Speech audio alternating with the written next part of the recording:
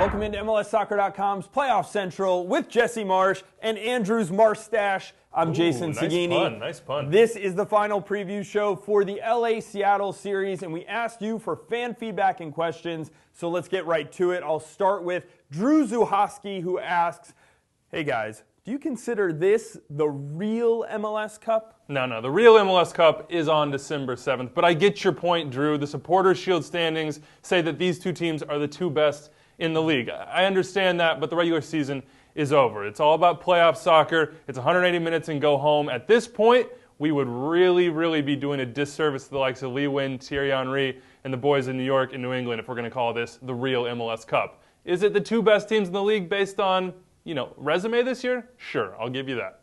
Well, one thing for sure is whoever emerges from the Western Conference Final will be the heavy favorite in MLS Cup. But I've played in a few of these, okay? Oh, have you? Yes. Tell us more. And they can go either way. In a one-off game, in a final, it can go any which way. And I've been on both ends of it. So, that's why they play the game. And I certainly wouldn't count New York or New England out if they were able to make it there. All right, next question comes in from Ian Slingsby, and he says, how do you think the longer break, of course we had the international break in the middle here, is going to affect this matchup? Will it be beneficial to one side more than the other? He says he thinks it benefits Seattle. Well, it's easy to say that maybe it gives Ozzie Alonso a chance to recover from injury. So if that's the case, then yes, it does favor Seattle. But in the end, based on form and everything else, I'm not sure it really makes that much of a difference. LA's coming out of the 5-0 win, and I'm sure they would like to play right away. But in the end, the game's going to come down to performance on the field and now who's ready to compete. And Alonso's so important. We know how important he is. I think probably the best defensive midfielder in MLS for probably 5 years running so far. He's very important, not just in that recovery process, but he does play the ball into dangerous positions. He's a circulator back there. He finds the guys on the wing a lot. He's important on both sides. Scored a couple playoff goals in his career, so he comes through. All right, next question coming in from the Ranchinator, and they ask, do you think that this series will end up the same way the final two games of the regular season did? Of course, they met on the final two games of the regular season, once in LA, once in Seattle, and that's how Seattle ended up with the Supporters' Shield. Yeah, well, Ranchinator, I don't think there's any chance because Robbie Keane will be on the field. Omar Gonzalez will be on the field. Those are two pretty important players for LA, and I don't think Jaime Pinedo is going to have the shocker that he did in that final game in Seattle. So, no, I don't think it's going to be the same. The one thing you can't take away from the three games between these two teams this year is really all that much, I think, because in the 3-0 win for LA, no Chad Marshall. In the other two games, big losses for the other two. So I think as it stands, you take a little bit from each, but on the big picture side, not that much. Yeah, I'd agree. I think it sets the drama quite a bit for the series because these two teams absolutely know each other. They've watched each other all along. They followed the results. Now they've played against each other the last two games of the year. They're going to be ready for this. There's no doubt about it, and it's going to be fun to watch. All right, I like this question from the East preview, so I'm going to bring it back here. At T. Hellbeck gets a second bit of love here. What is the biggest tactical weakness for each of these two teams, Jesse? I'm going to pass this on to Jesse. Yeah, that's fine. The coaching licenses and whatnot. Well, last matchup with New England and New York, we talked about them separately. Here, we're going to talk about them the same. And it's mostly because I think they match up so well against each other, position to position. And really, the thing to watch will be, will Ziggy Schmidt give freedom for Yedlin to go into the attack, thus possibly leaving a space there on their right flank?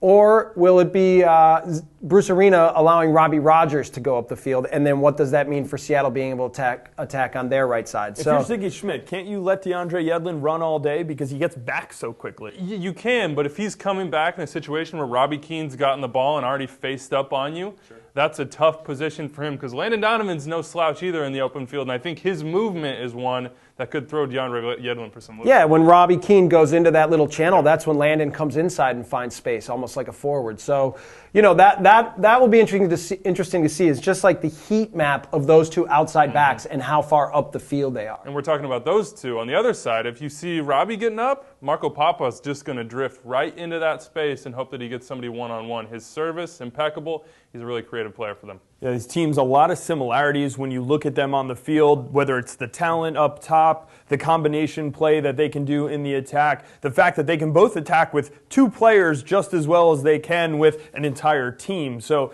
when you look at them on the field, do you see this kind of a mirror image almost, Jesse? Yeah, when you look at them in the center of the back, they have Omar Gonzalez and De La Garza against Chad Marshall and Zach Scott, which is you have two teams that each have a premier center back that's good in the air, that's good on set pieces, and then a guy who complements his weaknesses really well. Then you can go into the midfield and look at Sarvis and Juninho and the way they play against Alonso and Pineda. And I think there's a lot of similarities there in terms of covering ground, good passers, competitors. So literally when you look at these two teams and you can just start to match up each player against each player, and it's so close. I don't think that surprises any of us, does it? I mean, you have Siggy Schmidt and Bruce Arena almost mirror in that sense. Two old hands, know the league, know the college game, built teams to succeed and built teams to face each other. That's the other thing you have to remember. These guys have been rivals for a long time, both in the regular season and the playoffs. All right, guys, time for some predictions. I want to hear how you think this first leg is going to go and then how that affects the series. Well, I'm going to set you up, give you some feed, Seattle fans, for that comment section below. 2-0 LA for me. Not that Seattle won't play well. I just think Robbie Keane and Landon Donovan in their current form and the onus on LA to go out and get a result at home, I think they push the issue. I think they get 2 goals. Seattle, they'll get chances in every game. Doesn't happen for them in this one. I think LA is particularly good at clogging up that middle and keeping Oba, keeping Clint in front of them. So 2-0, and then everything to play for when they hit Seattle. Yeah, I think that Ziggy Schmidt will start with a conservative approach, much like he did in the Dallas series. And in that, I think you won't see the outside backs for Seattle attacking that far up the field. I think they're going to try to protect their back line and limit the space for Donovan and Keane. But I think that LA's still going to manage to be dangerous, still going to manage to find chances, and they'll be dangerous on set pieces. I think they'll get a 2-0 lead in this one too. And it'll be interesting going back to Seattle because I don't think it's that much of an edge other than it allows LA to sit back a little bit, play for the counter, and if they can get that 1 goal in Seattle, that pretty much shuts the series down. Both these guys think 2-0 for the LA Galaxy. Let us know what you think in the comment section below. And of course, tune in for the LA Galaxy and the Seattle Sounders Leg 1 of their aggregate series this Sunday, November 23rd, 5 p.m. Eastern Time on ESPN. Watch ESPN and ESPN Deportes.